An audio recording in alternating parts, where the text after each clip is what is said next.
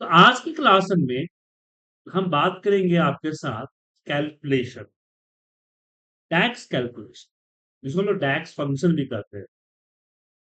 Tax function और tax Curie, जिसको हम लोग टैक्स स्टेटमेंट बोलते हैं, उसी को क्यूरी कहा जाता है। दो चीजें होती है। अब टैक्स स्टेटमेंट को हम बाद में पढ़ेंगे कि टैक्स स्टेटमेंट में सिर्फ टैक्स फॉर्मूले यूज होते हैं। पहले हम फॉर्मूले पे बात कर लें।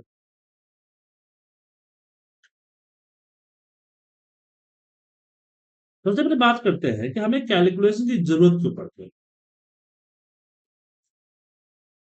जो डेटा इंपोर्ट करते हैं, तो डेटा हमारे सही तरीके से कैलकुलेट नहीं होता है। तो हम अपने हिसाब से कैलकुलेट करने के लिए कैलकुलेशन का यूज करते हैं, क्योंकि हम अपना जो सोर्स है उस सोर्स डेटा को चेंज तो नहीं कर सकते ना। मान लीजिए किसी ने आपको एक फाइल भेजा या आपने एक सर्वर से उठाया, उसमें एक कॉलम, एक कैलकुलेटेड कॉलम नहीं है जो कैलकुलेशन चाहिए आप। तो आप ऐसा तो नहीं करेंगे कि सामने वाले बंदे को बोलेंगे एक कॉलम ऐड करके भेजो। तो आप पावर बीआई में खुद ऐड कर सकते हैं, जैसे हमने पावर क्यूरी में ऐड किया।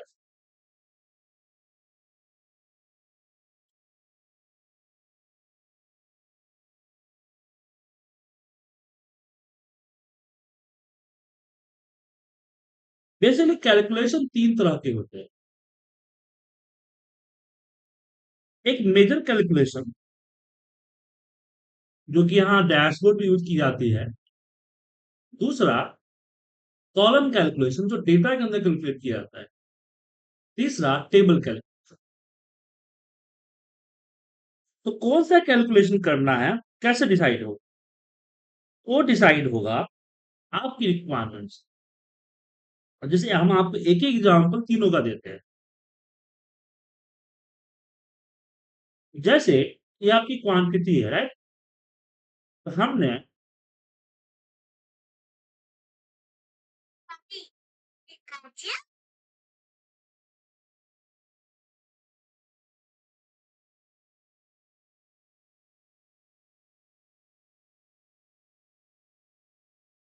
यहाँ पे टोटल क्वांटिटी हमने यहाँ पे निकाली।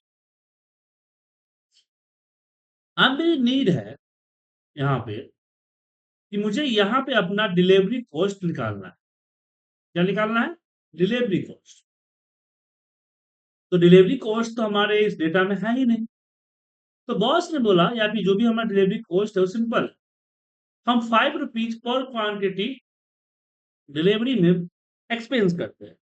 तो टोटल क्वांटिटी जो आया उसमें हमें 5 रुपीज को मल्टीप्लाई कर देंगे तो मुझे मेरा डिलीवरी कॉस्ट पता चल जाए। तो मैं कुछ इस तरह से दिखाना चाहता हूँ अपने डैशबोर्ड में कि टोटल क्वांटिटी, टोटल कितना अमाउंट जनरेट हुआ, और यहाँ पे दिखाना चाहता हूँ कितना डिलीवरी कॉस्ट लगा, एक्सपेंस, और यहाँ पे अपना प्रॉफिट दिखाना चाहता हूँ। अब डिलीवरी कॉस्ट के लिए क्या मैं कॉलम ऐड करूँ? एक कॉलम तब ऐड करेंगे जब एवरेज वगैरह निकालना हो। यहाँ पे मुझे सिंपल सा टोटल चाहिए। मुझे आप सिंपल समझिए, जब आपको रिजल्ट एक टोटल के फॉर्मेट में चाहिए, सिंगल रिजल्ट, सिंगल इसमें, तो ऐसे केसेस में हम यूज करते हैं मेजर्स। यहाँ मेजर्स पे जाएंगे, यहाँ पे हम डी कॉस्ट के नाम से हेडिंग देते हैं। तो न्यू मेजर्स पे क्लिक किया, यहाँ पे हमने हेडिंग दिया डी कॉस्ट, और इसके इक्वल के बाद हम अपना फॉर्मूला लिखेंगे कि सम, क्वांटिटी का सम करे। अब यहाँ पे देखिए, फॉर्मूला हो या सीट का रेफरेंस हो, मैनुअल टाइप करके नहीं लिखना है, आप इनिशियल वर्ड टाइप करें और उसको टैब से सिलेक्ट, ब्रैकेट क्लोज किया और मल्टीप्लाई बाई 5 करके एंटर प्रेस कर दिया। अब यहाँ देखिएगा एक नया कैलकुलेटेड फील्ड आ गया। यहाँ पे डी कॉस्ट है, इसके बगल में यहाँ पे कैलकुलेटर का साइन है, इसका मतलब है कि कैलकुलेटेड फील्ड है। तो कैलकुलेटेड फील्ड हमारा यहाँ पे बन गया।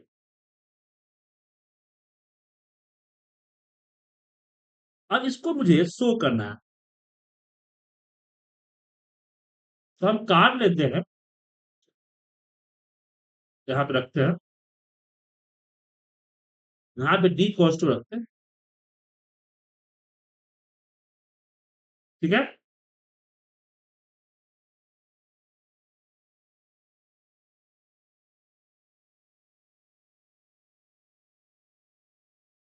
यहाँ समझ पाए कि हम पहला की कैलकुलेशन क्यों करते हैं और कैलकुलेशन कितने तरह के होते हैं और उसमें मेजर कैलकुलेशन कब यूज किया जाता है और कैसे यूज किया जाता है। इसमें कोई कंफ्यूजन है?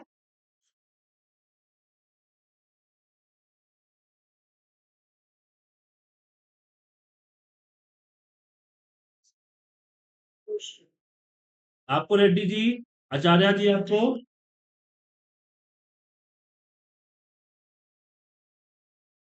देखिए, इसमें सबसे बड़ा प्रॉब्लम ये होता है ये डिसाइड करना कि हम क्या करें। तो कॉलम कैलकुलेट करें, मेजर्स कैलकुलेट करें या टेबल कैलकुलेट करें, सबसे पहले डिसाइड करना।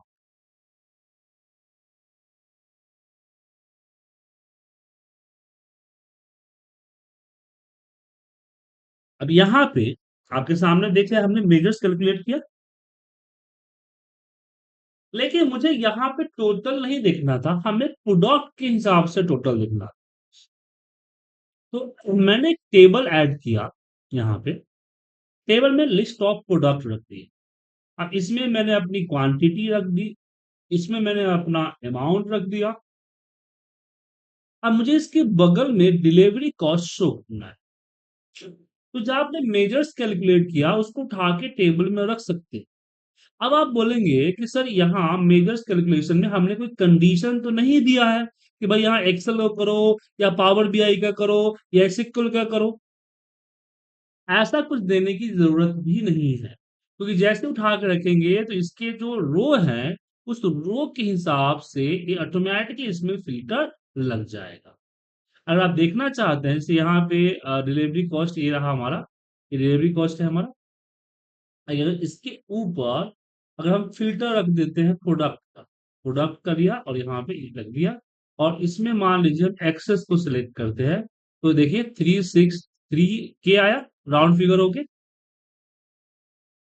तो इस तरह की फिल्ट्रेशन अपने आप हो जाती है।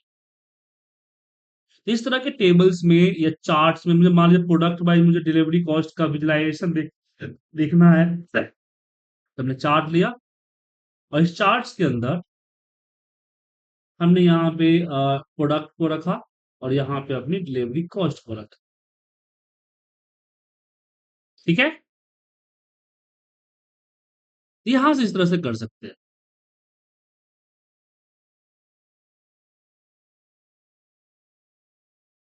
तो मेजर समझ में आ गया कि मेजर्स क्यों कैलकुलेट करते हैं, कैसे करते हैं, कब करते हैं और कैसे उसका उपयोग करते हैं। इसमें कंफ्यूजन नहीं है।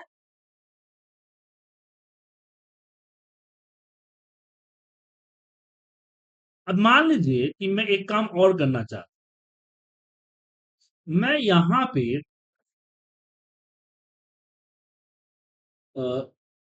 दो तीन चीजें देखना चाहता हूं। सबसे पहला कि टोटल इनवाइस कितना जनरेट हुआ, टोटल इनवाइस कितना जनरेट हुआ।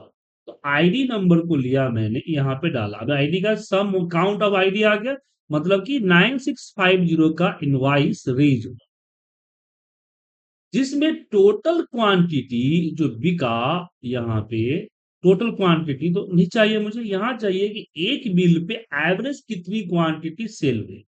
तो यहां पे मैंने इसको क्या कर दिया, एवरेज कर दिया।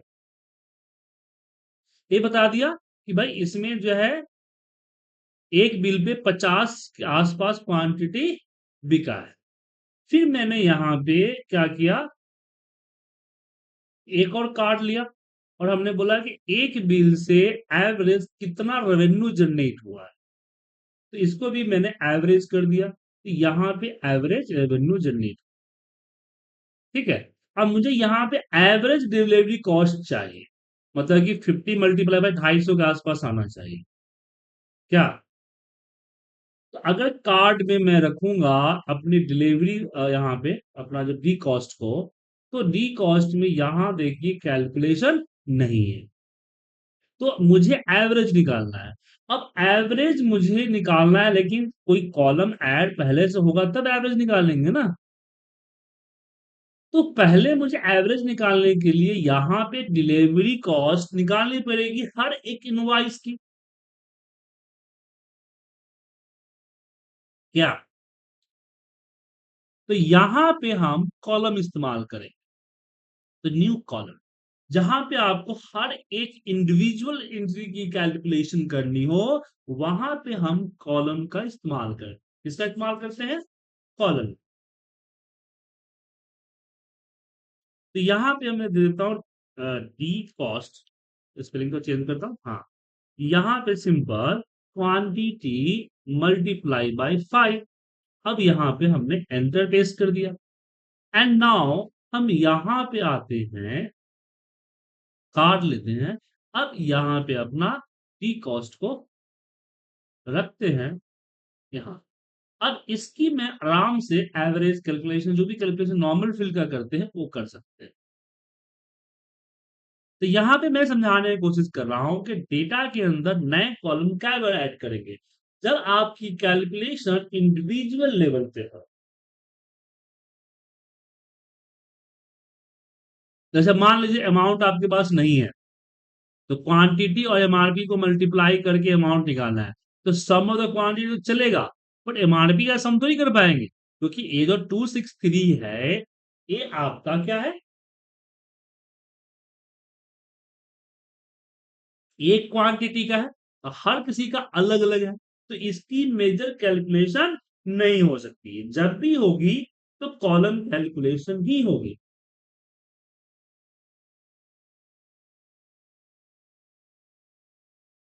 समझे? तो कॉलम कैलकुलेशन कैसे किया जाता है ये समझ में आ गया आपको? दीपक जी, डाउट इसमें?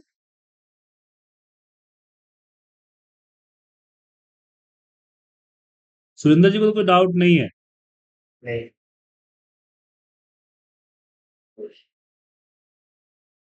दीपक जी हो गया, समझ में आ गया ना आपको? एक सोल्यूशन।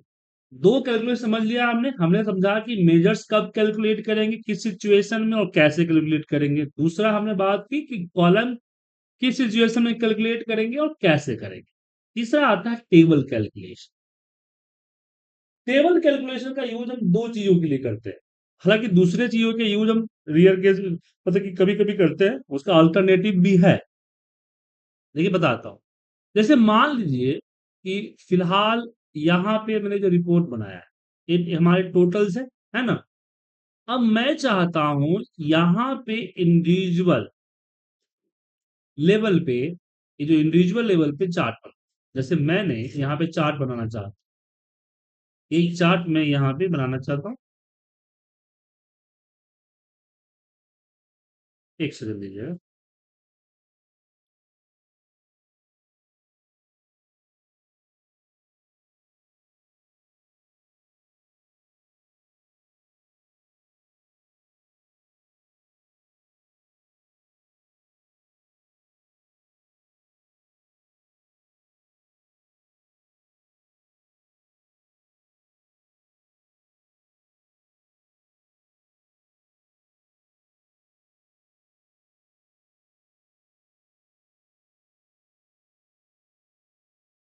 एक मिनट से दीजिए।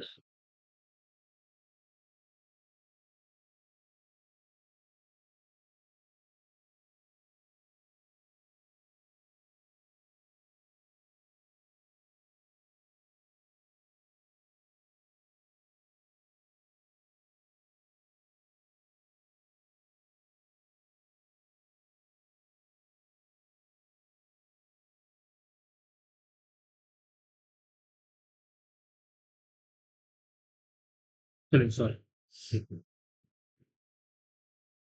अब यहाँ पे मैंने एक चार्ट लिया, मान लीजिए स्टोर बाय कितनी क्वांटिटी, और मैं यहाँ पे ईयरली जो है ये लेना चाहता हूँ स्लाइस। तो अगर स्लाइसर में अगर ईयर को डाल दें यहाँ,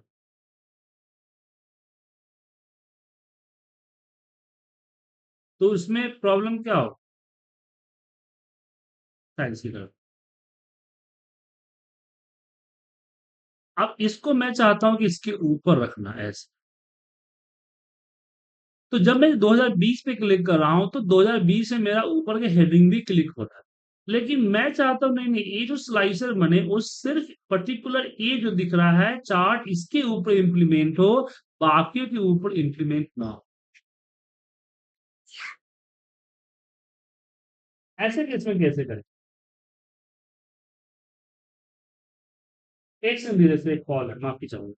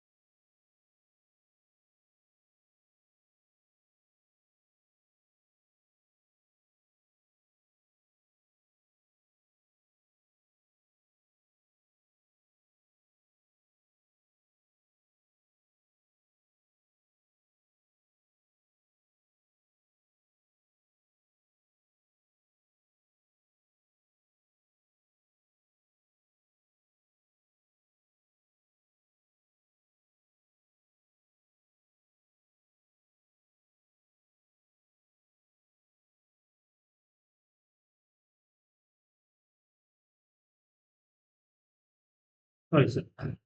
तो प्रॉब्लम समझ में आया, क्या है प्रॉब्लम? कि मैं स्लाइसर को नहीं रखना चाहता ओवरऑल चार्ट। तो दो प्रॉब्लम है, एक आता है रिमूव फिल्टर करके फंक्शन आता है, उस फंक्शन के थ्रू चल सकते हैं, लेकिन पूरा सा कॉम्प्लिकेट फॉर्मूला है, तो उसके लिए मैं अभी आपको सजेस्ट नहीं करूँ। तो तब क्या करें? तो एक सिंपल सा फॉर्मूला है कि आप क्या करें, इसकी एक नई टेबल बना लें। कैसे?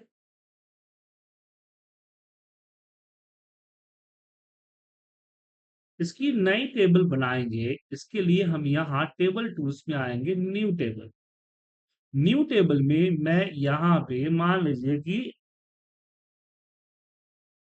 dt के नाम से मैंने डेटा डेटा टेबल बनाया, और यहाँ पे फिल्टर फॉर्मूला लगा सकते हैं, मैं यहाँ पे ऑल फॉर्मूला लगा दिया, ऑल फॉर्मूला। ऑल फॉर्मूला में C21 को सिलेक्ट करके एंटर प्रेस कर दिया, तो पूरी की पूरी डेटा आपके पास आ जाएगी। जीटी इसी सीट का एक लिंक बन गया। ठीक है, इसी सीट का एक नया डेटा लिंक, एक नई सीट आ गई। अब मैं क्या करूंगा कि यहाँ पे फिल्टर में, यहाँ इस पे हम जो है स्टेट और जो क्वांटिटी हमने लिया था C21 से, उस C21 से नहीं लेंगे, हम लेंगे डीटी सीट जो ऑल फॉर्मूले से बन के आया है।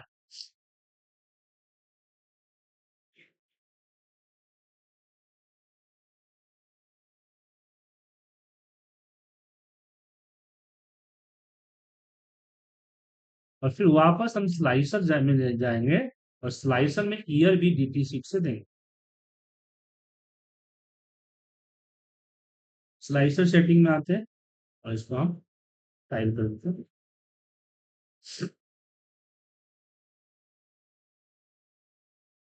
अब मैं 2020 करूंगा तो मैं ऊपर का डेटा चेंज नहीं, 2021 सिर्फ मेरा एक चार्ट चेंज होगा। मतलब कि सिंपल सा, एक सिंपल सा थ्योरी है कि आपका स्लाइसर तभी वर्क करता है जब आपके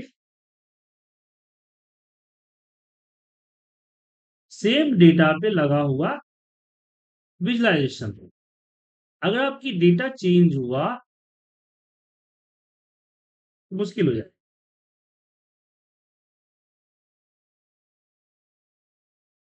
समझ गए? क्लियर है सर? इसलिए हमने डेटा ही चेंज कर दिया। और दूसरा, हम टेबल फॉर्मूले का टेबल का यूज तब करते हैं कि जिस फॉर्मूले का रिजल्ट मल्टीपल्स आते हैं, जैसे फिल्टर, शॉर्ट, कैलेंडर, ऐसे जो फॉर्मूले हैं, जो फॉर्मूले रिजल्ट मल्टीपल्स देते हैं,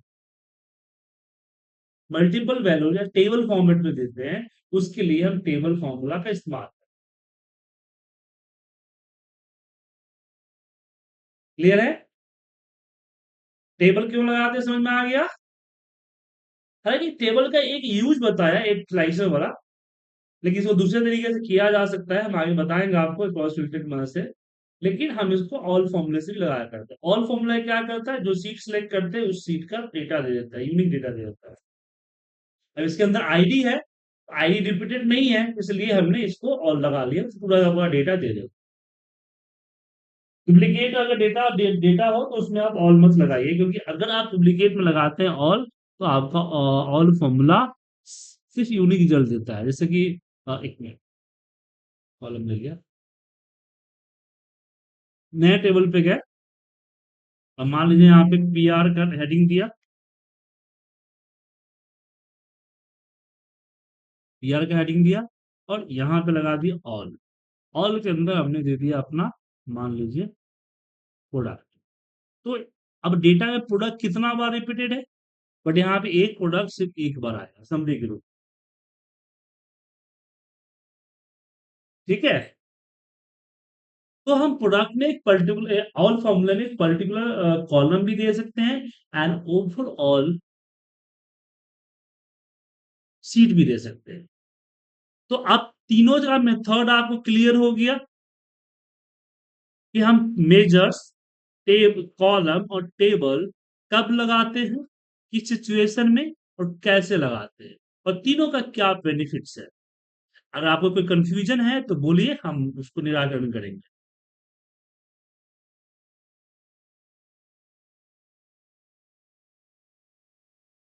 वैसे कंफ्यूजन है, जैसे इंडिविजुअल के लिए तो हमने वो ठीक है, जैसे वाइड वाइज देखना है तो कॉलम सेपरेट लगा। टेबल और जो दूसरा वाला उसमें क्या डिफरेंस है? हमने बताया कि पहले समझे तो हमें तीन तरह की कैलकुलेशन कर सकते हैं। पहला हमारा आता है मेजर्स, दूसरा आता है कॉलम्स, तीसरा आता है टेबल। मेजर की कैलकुलेशन करते हैं कि अगर आपको डैशबोर्ड पे कोई कैलकुलेशन शो कर रहा है, समझ गए ना, और कैलकुलेशन आपको ओवरऑल मतलब आपके डेटा की सम ऑफ, जैसे डेटा का ये आपका सीट है, तो मुझे जो कैलकुलेशन करनी है क्वांटिटी के टोटल पे करनी है, या एमआरपी के एवरेज पे करनी है, या अमाउंट के टोटल पे करनी है, मुझे इंडिविजुअल एक एक पे नहीं करना है। जैसे यहाँ पे मैंने एवरेज ऑफ यहाँ पे अपना इसमें डी कॉस्ट निकाला था ना, डिलीवरी कॉस्ट, उसमें क्या था कि उसमें क्या था कि हमने 487 के को मल्टीप्लाई कर दिया था 5 से। तो 487 के क्या है, सम ऑफ क्वांटिटी। इसके लिए हमने यहाँ पे फंक्शन लगाया था, यहाँ सॉरी, यहाँ देखिए डी कॉस्ट का फंक्शन है कि हमने यहाँ पे इसको आपस में मल्टीप्लाई कर। तो ये क्या था, इंडिविजुअल लेवल पे तो था नहीं, और ये सिर्फ आपको मेजर पे ही शो करेगा। किस पे शो करेगा, मेजर्स पे ही शो करेगा, यहाँ डेटा में शो नहीं करेगा। समझे? हाँ जी। और देखिए टेबल, यहाँ पे देखिए मैंने टेबल लिंक किया था ना, इसमें डी कॉस्ट आ रहा है, डी अंडरस्कोर कॉस्ट नहीं आ रहा है, क्योंकि टेबल का पार्ट ही नहीं है, ये मेजर्स का पार्ट है, डैशबोर्ड का पार्ट। हाँ। और कॉलम कैलकुलेशन कब करते हैं, जब मुझे इंडिविजुअल लेवल पे कैलकुलेट करना था, कि मुझे डिलीवरी कॉस्ट इंडिविजुअल लेवल निकालो ताकि मैं इसका एवरेज निकाल सकूं, क्योंकि एवरेज निकालने के लिए मुझे इंडिविजुअल सारे अमाउंट चाहिए ना, sum amount divide by count of the amount. हाँ। हाँ, सब दो ही कैलकुलेशन हुई ना, एक तो ओवरऑल हो गई और एक इंडिविजुअल। जी हाँ, इंडिविजुअल कैलकुलेशन के लिए क्या करते हैं, कॉलम कैलकुलेशन करते हैं यहाँ पे। अब कॉलम कैलकुलेशन टेबल का पार्ट होता है, टेबल का पार्ट होता है। अब यहाँ पे अगला जो ऑप्शन हमारे पास आ रहा है वो आ रहा है टेबल कैलकुलेशन। देखिए कुछ ऐसे फॉर्मूला है जो रिजल्ट एक सिंगल नहीं देते, जैसे एक्सेल में है ना कुछ ऐसे फॉर्मूला जो एरे में देते रिजल्ट, कई सेल में रिजल्ट देते हैं। जैसे कि टेक्स्ट ये आपका स्प्लिट स्प्लिट टू टेक्स्ट, जो क्या करता है सेल वैल्यू को स्प्लिट करके कई सारे सेल में देता है ना सर। उसी तरीके से इसके अंदर भी कई ऐसे फॉर्मूले हैं जो कि उसका रिजल्ट मल्टीपल्स कॉलम्स एंड रो में होता है। तो ऐसे केस में हम टेबल इस्तेमाल करते हैं, जैसे कि all formula, filter formula, calendar formula, ऐसे बहुत सारे फॉर्मूले हैं जिसका इस्तेमाल ऐसा होता है। और समझ में आया? हाँ जी। और किसी को प्रॉब्लम है, कुछ पूछना है?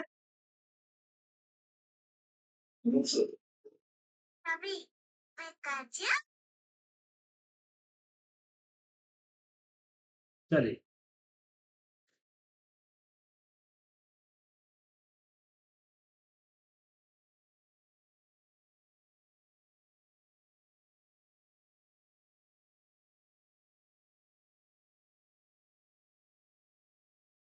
अब इसके अंदर हम मैथमेटिकल कैलकुलेशन को आसानी से कर सकते हैं। अब इसमें हम मेजर्स की कैलकुलेशन को होल्ड कर, ठीक है। हम पहले कॉलम कैलकुलेशन करते हैं। अब कॉलम कैलकुलेशन क्यों करते हैं? क्योंकि कॉलम कैलकुलेशन के जो है,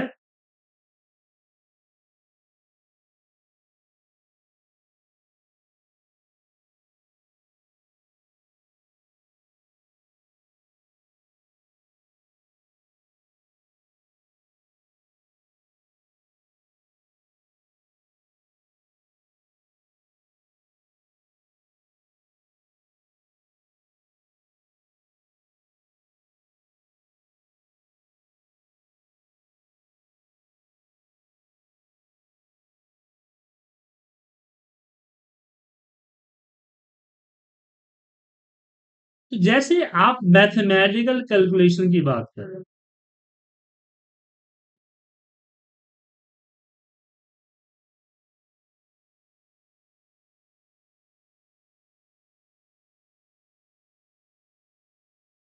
आप मैथमेटिकल कैलकुलेशन की बात करें, तो मैथमेटिकल कैलकुलेशन में क्या होता है?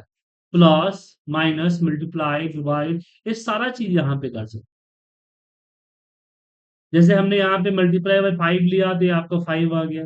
अब मैं ये लिखना चाहता हूँ कि भाई अमाउंट में से इसको माइनस करना है, ताकि पता चले कि भाई हमारा टोटल अमाउंट, एक्चुअल बिल कितना हुआ, मतलब ग्रॉस प्रॉफिट कितना हुआ। तो यहाँ पे हम क्या करेंगे, एक और न्यू कॉलम ऐड करते हैं, और यहाँ पे जीपीजी ग्रॉस प्रॉफिट, और यहाँ पे हम देते हैं कि डी कॉस्ट माइनस, नहीं डी कॉस्ट नहीं, अमाउंट माइनस होगा, अमाउंट माइनस डी कॉस्ट। तो इस तरह की कैलकुलेशन आप कर सकते हैं, आप इसमें कोई प्रॉब्लम नहीं। मल्टीप्लाई, डिवाइड, सब्ट्रैक्ट जो करना है यहाँ आप कर सकते हैं कॉलम के। लेकिन मेजर्स नहीं कर सकते। मेजर्स में कैलकुलेशन करने के लिए पहले आपको वैल्यू को सम करना हो। अब ऐसा नहीं कि मैं मेजर्स बनाऊं और मैं लिख दूं कि क्वांटिटी मल्टीप्लाई बाय अमाउंट, यहाँ पे क्वांटिटी मल्टीप्लाई बाय अमाउंट कर दूं तो गलत होगा। तो उसकी कैलकुलेशन लेना होगा, पहले उसकी सम करना है, अकाउंट लेना है, नहीं लेना है, क्योंकि टोटल पे वर्क करता है ना, तो हमें उसका टोटल पता होना चाहिए।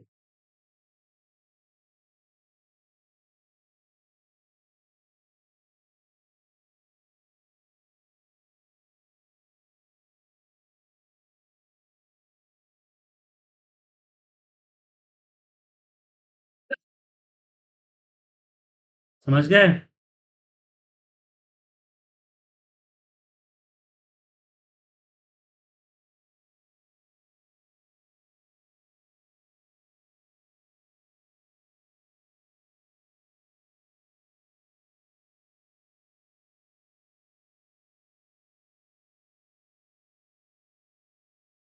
तो आप लोग मैथमेटिकल कैलकुलेशन कीजिए।